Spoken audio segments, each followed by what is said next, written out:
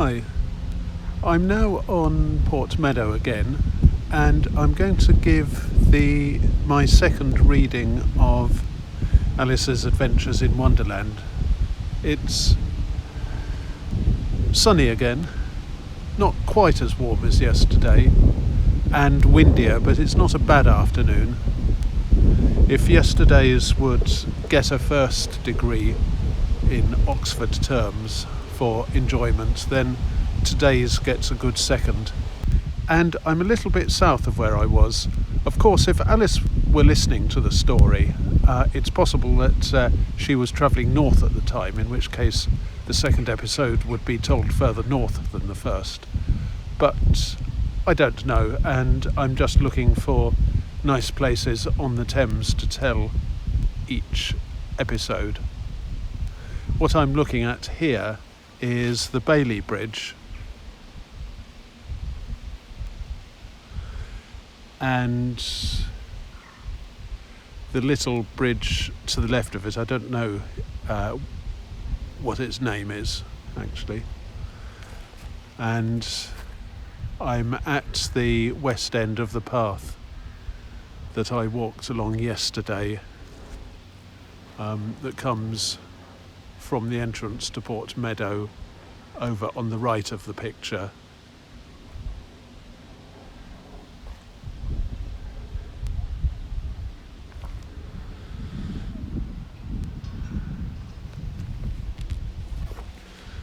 And I picked here partly because it's partly sheltered from the wind, and partly because there's a convenient piece of tree to lean against while I'm reading.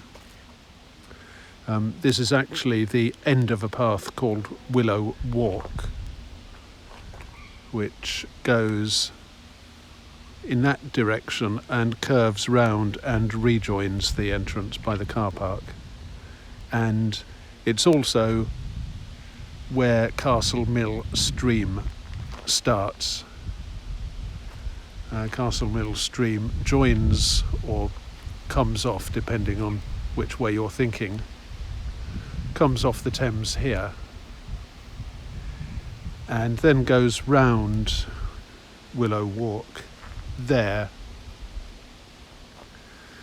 and then starts running alongside the canal somewhere around Walton Well Road.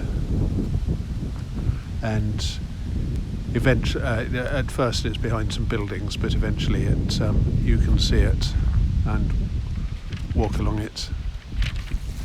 So yesterday I started.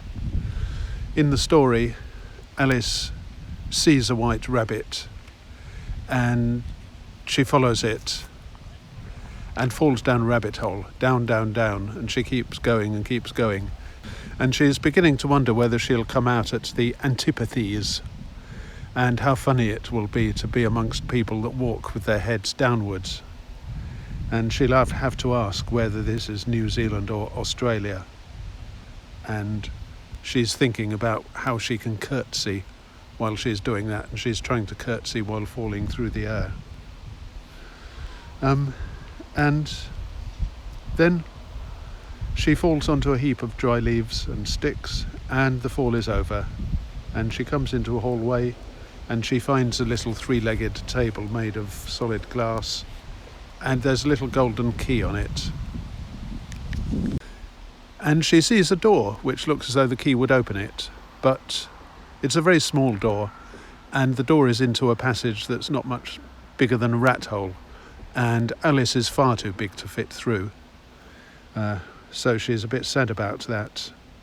And then on the table she finds a little bottle with a paper label saying, "Drink me." And she's just thinking carefully about that, because she's read so many cautionary stories in which if you drink a lot from a bottle marked poison, it's very likely to disagree with you sooner or later. However, this bottle was not marked poison, so Alice decided to taste it, and she found it very nice, a sort of mixed flavour of cherry tart, custard, pineapple, roast turkey, toffee and hot buttered toast. So she soon finished it off, and that's where I ended yesterday. So I'm going to continue from there. That is Alice.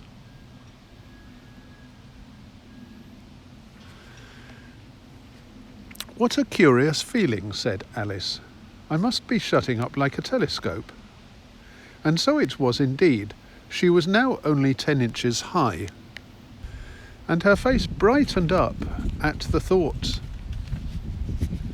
that she was now the right size for going through the little door into that lovely garden. First, however, she waited for a few minutes to see if she was going to shrink any further.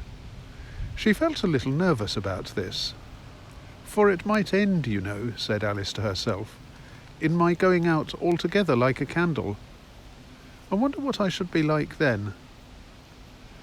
And she tried to fancy what the flame of a candle looks like after the candle is blown out, for she could not remember ever having seen such a thing. After a while, finding that nothing more happened, she decided on going into the garden at once.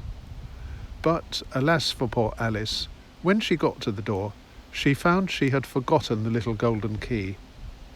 And when she went back to the table for it, she found she could not possibly reach it. She could see it quite plainly through the glass, and she tried her best to climb up one of the legs of the table, but it was too slippery. And when she had tired herself out with trying, the poor little thing sat down and cried. "Come, there's no use in crying like that," said Alice to herself rather sharply. "I advise you to leave off this minute." She generally gave herself very good advice, though she very seldom followed it. And sometimes she scolded herself so severely as to bring tears into her eyes. And once she remembered trying to box her own ears for having cheated herself in a game of croquet she was playing against herself. For this curious child was very fond of pretending to be two people. But it's no use now, thought poor Alice, to pretend to be two people. Why? There's hardly enough of me left to make one respectable person. Soon, her eye fell on a little glass box that was lying under the table. She opened it and found in it a very small cake, on which the words "Eat me" were beautifully marked in currants. "Well, I'll eat it," said Alice, "and if it makes me grow larger, I can reach the key, and if it makes me grow smaller, I can creep under the door. So either way I'll get into the garden, and I don't care which happens." She ate a little bit and said anxiously to herself, "Which way? Which way?" holding her hand on the top of her head to feel which way it was growing. And she was quite surprised to find that she remained the same size. To be sure, this is what generally happens when one eats cake. But Alice had got so much into the way of expecting nothing but out-of-the-way things to happen that it seemed quite dull and stupid for life to go on in the common way. So she set to work and very soon finished off the cake. Okay, so that's the end of chapter 1. It's actually the end of my second episode. That's because I followed the book, and the book splits the chapter with a row of stars. In my next video, I'll get on to chapter 2, and we'll see how Alice falls into an unusual pool and meets a mouse.